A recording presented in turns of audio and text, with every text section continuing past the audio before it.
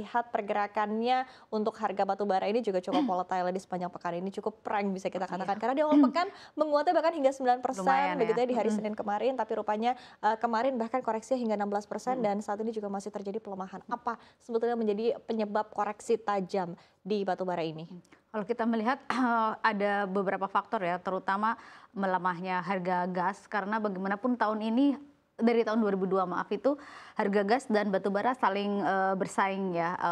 Kalau harga biasanya kalau harga batu bara harga gas naik, harga batu bara pun ikut naik dan kemarin juga turun lumayan jatuh harga gasnya itu. Terus kedua karena masih lemahnya permintaan dari Cina ya. Kita dari tahun ini kan diharapkan Cina akan jadi motor penggerak utama lagi ya setelah pelonggaran dibuka, perbatasan juga dibuka lagi. Tapi ternyata setelah Imlek pun belum juga kembali permintaannya ya, masih lemah sehingga membuat harganya terus turun. Terus kemudian ada juga soal perakiraan cuaca nih. Kemarin sempat ketika sebelum harga naik ada perakiraan cuaca di Eropa bakal jatuh nih menjelang pertengahan Februari. Ternyata proyeksi terbaru mengatakan forecastnya cuacanya akan baik-baik saja, akan lebih hangat. Jadi kan permintaan listriknya juga akan turun dan permintaan sumber energi batu bara pun akan turun ya. Tidak sedingin perkiraan Betul sebelumnya begitu untuk sekali, cuaca di Eropa. Tapi artinya di satu sisi reopening ekonomi China yang digadang-gadang ini juga bisa mendongkrak harga komoditas, kemudian juga mendongkrak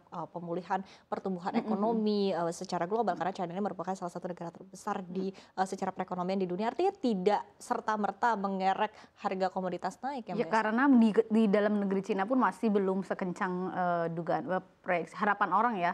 Ketika Imlek selesai kan diharapkan akan langsung lepas tinggi konsumsinya, ternyata masih agak tertahan. Inilah yang membuat bahwa pasar khawatir kok ini demand-nya belum juga kembali ya, karena stok di pelabuhan Cina batubara pun rekor tertinggi dalam 6 bulan. Artinya mereka pun ada stok yang sangat besar, ada permintaan dalam negeri belum tinggi juga yang membuat bahwa harganya pun turun karena permintaan masih sangat lemah. Sementara si produksi dan pasokannya kan juga lumayan banyak, dan dari Eropa sendiri pun selain sumber energi lain seperti angin, kemudian nuklir itu juga pasokannya masih banyak sehingga pasokan gasnya tidak terganggu, pasokan tenaga anginnya itu juga banyak dan tenaga nuklirnya tidak terganggu. Jadi masih aman, tidak dikhawatirkan, tidak seperti 2002 yang begitu banyak kekhawatiran soal pasokan. Ternyata pasokannya aman sehingga permintaannya pun adem ayem aja nih sampai. Oke, baik. Berarti di satu sisi tadi demand-nya juga belum kembali betul-betul pulih, kemudian di sisi lain juga by supply, pasokan masih ada, kemudian ada diversifikasi juga begitu dengan energi lainnya, mulai dari EBT juga sudah mulai ada begitu, sudah mulai bersaing juga dengan energi fosil dan juga batu bara begitu. Nah, kemudian untuk view long termnya juga untuk batu bara terkait dengan hal ini kan artinya sentimennya yang kita pikirkan ini mungkin masih lama pergantian dengan EBT, tapi artinya tidak selama itu ya Mbak. Saya sudah ada betul-betul di depan mata begitu ya. Seperti apa outlook-nya dan juga seperti apa akhirnya ini juga berdampak kepada pemulihan ekonomi Indonesia karena kita ketahui kita masih sangat bergantung kepada komoditas seperti batu bara dan CPO. Betul ya, bahwa kita masih sebenarnya ada harapan untuk naik itu.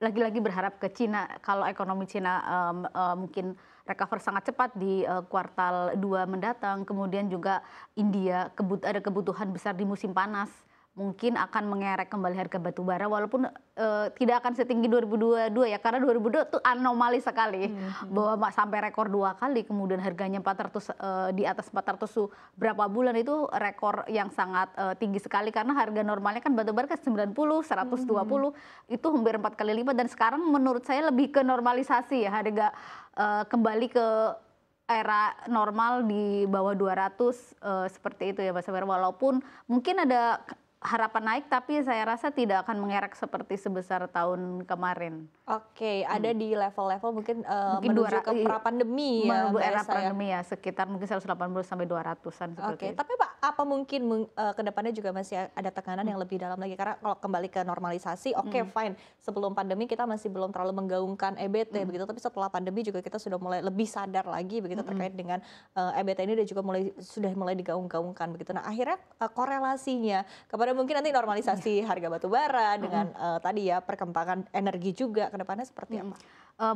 Pasti akan tergantung juga pada proyeksi ekonomi ya. Kita walaupun mungkin tidak sekhawatirkan dulu-dulu nih soal resesi, tapi ada bayang-bayang masih ada soal resesi itu juga bisa membuat harga batubara turun lagi dan ke depan kita semakin banyak produksi EBT seperti Mbak Sabara bilang bahwa kesadaran semakin tinggi dan banyak sekali pembangkit batubara yang akan ditutup ya, dan itu kan juga akan menurunkan permintaan terhadap batubara dan bahkan beberapa survei mengatakan ini penurunannya akan ya sekitar 10% dari produksi listrik dari batubara tahun kemarin. Jadi cukup besar sih. Oke.